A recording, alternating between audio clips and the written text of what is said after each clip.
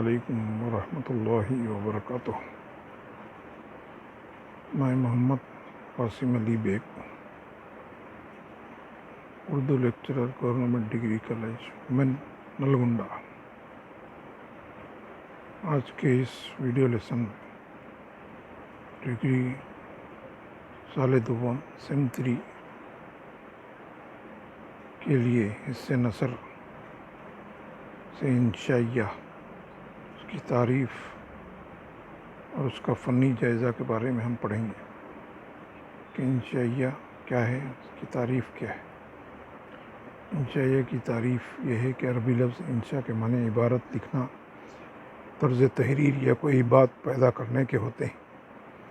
یعنی انشائیہ کے معنی، اصل لفظی معنی کیا ہے؟ عبارت لکھنا یا طرز تحریر یا کوئی بات پیدا کرنے کے ہوتے ہیں۔ اردو میں اسی لفظ انشاء سے انشائیہ کا وجود ہوا ہے۔ لفظ انشاء سے کیا ہے؟ انشائیہ کا وجود اردو ادب کے اندر ہے۔ یہ ایک شاعری کی ایک قسم، یہ نثر کی ایک قسم ہے۔ انشائیہ اردو نثر کی ایک غیر افسانوی صنف ہے۔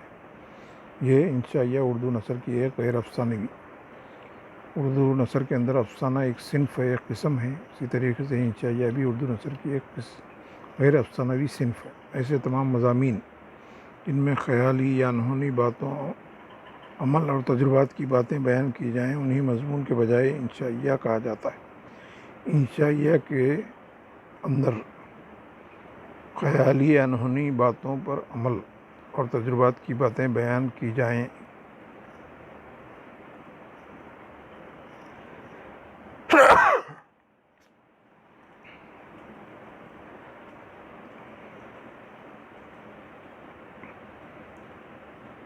ایسے مضامین جن میں خیالی یا انہونی باتوں پر عمل اور تجربات کی باتیں بیان کی جائیں، انہیں مضمون کے بجائے انشائیہ کہا جاتا ہے۔ اس کو انشائیہ کہا جاتا ہے۔ کسی سائنسی، ادبی، مذہبی غرض دنیا کے کسی بھی عنوان پر لکھی ہوئی تحریر مضمون کہلاتی ہے۔ مضمون کے اندر کیا ہے؟ کسی سائنسی، ادبی یا مذہبی غرض یا دنیا کی کسی عنوان پر لکھی جائے تو وہ مضمون ہے۔ جبکہ انشائیہ کے دوران بے ساختہ خیالات کو دلچسپ انداز میں بیان کر کے مضمون نگار اپنے دل کا غبار نکال لیتا ہے۔ یعنی انشائیہ کے اندر لکھنے والا بے ساختہ خیالات کو دلچسپ انداز میں بیان کر کے اپنے خیالات کو کیا ہے؟ بہت ہی دلچسپ انداز میں بیان کر کے اپنے دل کا غبار نکال لیتا ہے۔ یعنی دل کے اندر جو باتیں ہیں اس کو باہر نکالتا ہے، دل کو ہلکا کرتا ہے۔ انگریزی لفظ لائٹ ایسے یا پرسنل ایسے کے متبادل کے طور پر اردو میں انشائیہ کا لفظ رائج ہے۔ انگریزی کے اندر لائٹ ایسے یا پرسنل ایسے کے طور پر متبادل کے طور پر اردو کے اندر انشائیہ کا لفظ رائج ہے، یعنی لکھا جاتا ہے، جس میں کسی منصوبہ بند طریقے سے باضابطہ مواد یکجا کر کے اظہار خیال نہیں کیا جاتا، بلکہ دل و دماغ پر اثر انداز ہونے والے مختلف خیالات کو عبارت کے ذریعے مخصوص انداز میں پیش کرنا انشائیہ کے ذیل میں آتا ہے۔ انشائیہ کے اندر کیا ہے؟ باضابطہ طور پر منصوبہ بند طریقے سے کسی مواد کو جمع کرنا، یکجا کرنا، اس کے بعد اس کے بارے میں اظہار خیال کرنا نہیں ہوتا، بلکہ دل و دماغ پر اثر رکھنے والے مختلف خیالات کو عبارت کے ذریعے مخصوص انداز میں پیش کرنا انشائیہ کہلاتا ہے، انشائیہ کے ذیل میں آتا ہے یا مانا جاتا ہے۔ عام انداز میں بے ساختہ اور لاوبالی تحریر کو انشائیہ کی صنف میں شمار کیا جاتا ہے۔ بالکل سیدھے سادے انداز میں، عام انداز میں، بول چال کے انداز میں بے ساختہ اور لاوبالی، بالکل عام زبان کے اندر، عام خیال کے اندر تحریر کی جانے والی تحریر کو انشائیہ کے اندر شمار کیا جاتا ہے۔ یہ انشائیہ کا مختصر تعارف۔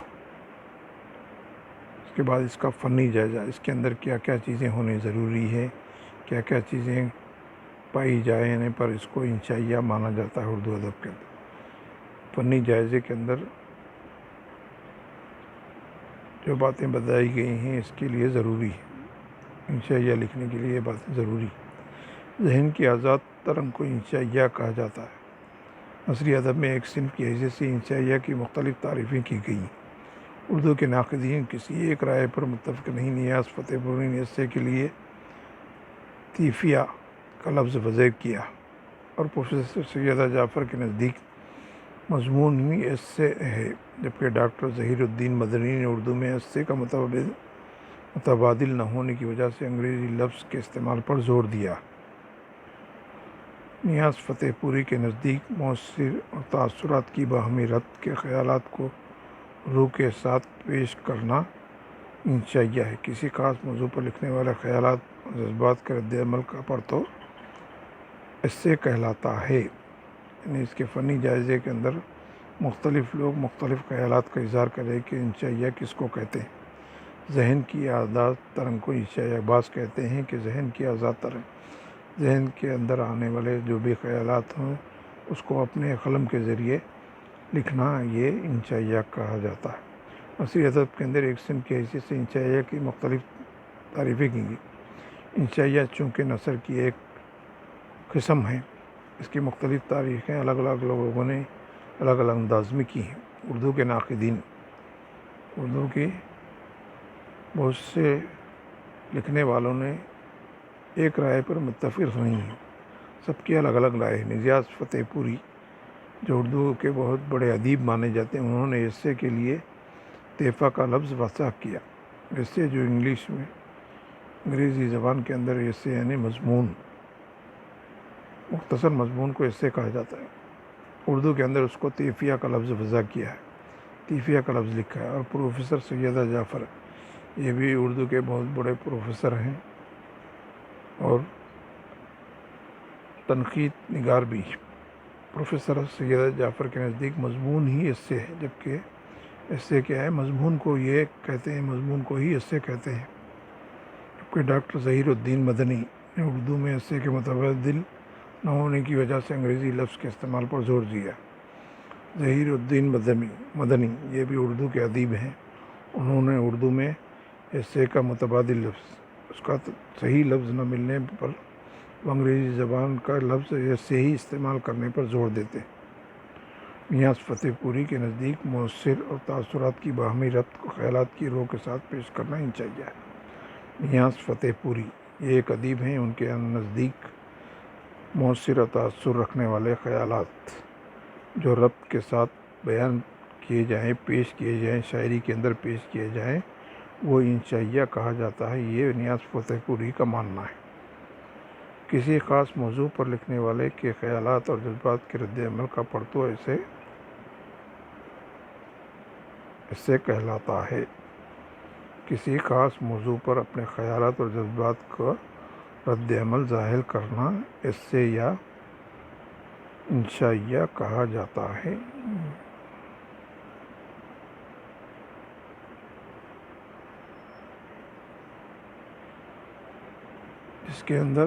جس میں بیک وقت فکر انگیزی، خیال کی رعنائی، تاثرات کی دلفریب ترجمانی، اسلوب کا نکھار اور تصور کی لطافت وغیرہ سبھی عناصر سمے ہوئے تھے۔ ایسے کے اندر بہت ساری چیزیں، بہت سارے خیالات، بہت سارے موضوعات ہوتے ہیں۔ اس کے اندر فکر انگیزی یعنی فکر کس طریقے سے ہونا چاہیے، خیالات کی خوبصورتی کیا ہے، کس طریقے کے خیالات انسان کے لیے خوبصورت خیالات مانے جاتے ہیں، رعنائی یعنی خوبصورتی، تاثرات کی دلفریب ترجمانی یعنی دل کے اندر آنے والے تاثرات، خیالات کو کیا ہے بہت ہی اچھے انداز میں اس کو پیش کرنا، اس کی ترجمانی کرنا، اسلوب کا نکھار یعنی ایسی باتیں پیش کرنا جو لوگوں کو نکھارے، ان کی ذہن کو ایک اچھی سمجھ اور تصور دے، ایسے خیالات کا اظہار کرنا، یہ سبھی عناصر اس کے اندر ہونے چاہیے۔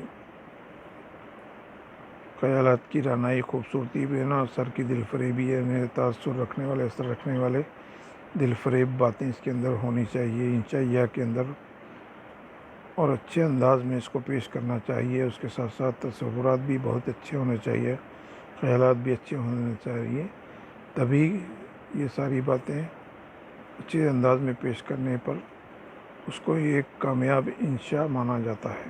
اس سے مانا جاتا ہے۔ اس سے ہمارے ذہن کو ایک خاص ذوق آگاہی بخشتا ہے۔ اس سے انشائیہ اپنے ذہن کے اندر اپنے شوق کو ایک بہت ہی اچھے انداز پیش کرتا ہے۔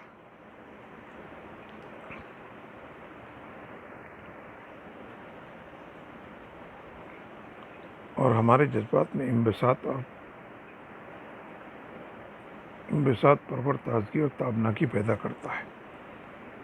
انشائیہ کے اندر کے اپنے جذبات کو بہت ہی خوبصورت خوشی کے انداز میں اور بالکل تر و تازہ بنا کر اپنے جذبات کو اس کے اندر پیش کرنا چاہیے، جس کو پڑھ کر پڑھنے والا بھی اس سے متاثر ہو۔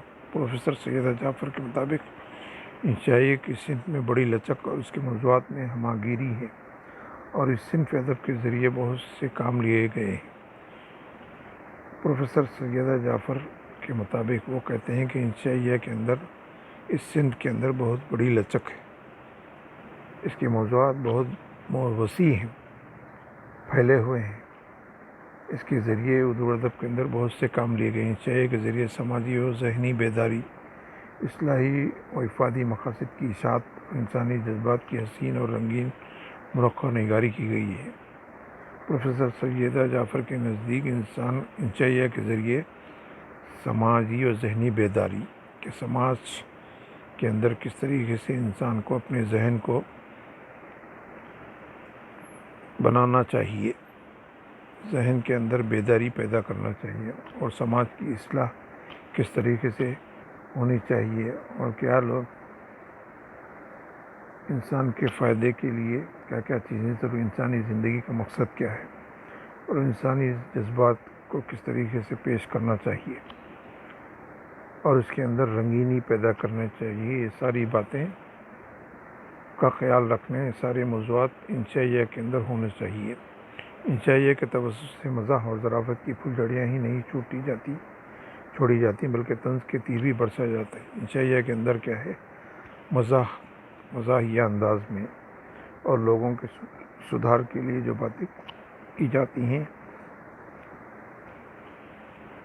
وہ ایک پھول جھڑیوں کی طرح ہے، جو دل کو لبھانے والی اور خوشنما ہوتی ہیں۔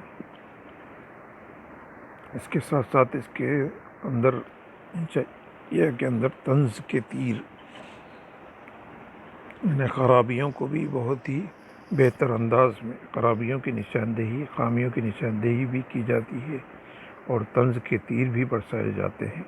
جو حق بات انسان ہمیشہ کو کڑوی لگتی ہے، جو تیر کی طرح اس کے دل کے اندر چبھتی ہے، چبھا ہوا انداز، چبھنے والا انداز، طنزیہ انداز بھی انشائیہ کے اندر ہونا چاہیے۔ غرض ایسے کی صنف کا مقصد ہی انسان کے جذبات، خیالات اور احساسات کے نمائندے کرنا ہے۔ ایسے نہیں، انشائیہ کا مقصد ہی ہے کہ انسانی جذبات کو صحیح معنوں میں ترجمانی کرنا، اس کے خیالات کا صحیح طور پر اظہار کرنا، اور احساسات، خیالات کو اس کے دل کے اندر پیدا کرنا ہی اصل انشائیہ کا مقصد ہوتا ہے۔ ڈاکٹر اطہر پرویز نے بتایا کہ ایسے کے لیے اردو میں مضمون کا ڈاکٹر اطہر پرویز نے کہا ہے کہ انشائیہ حصے کا لفظ استعمال کیا ہے، انشائیہ کے لیے حصے کا لفظ ہی استعمال کیا ہے۔ مضمون کے زمرے میں مذہبی، سماجی، سیاسی مضامین سے لے کر علمی، ادبی، سائنسی اور تحقیقی غرض ہر قسم کے مضامین آ جاتے ہیں۔ اس کے اندر انشائیہ کے اندر سارے قسم کے مضامین، مذہبی، سیاسی، سماجی اور علمی اور ادبی اور سائنسی اور تحقیقی ہر قسم کے مضامین انشائیہ کے اندر لکھے جاتے ہیں۔ انہیں ادبی مقام اس لیے نہیں دیا جا سکتا کہ وہ ادبی معیار کی کسوٹی پر پورے نہیں اترتے، کیونکہ ان کے اندر مواد اور ان کی اپنی حیت ہوتی ہے، ان کی اپنی الگ شکل ہوتی ہے۔ مضمون کی افادیت بھی مسلم ہے، جہاں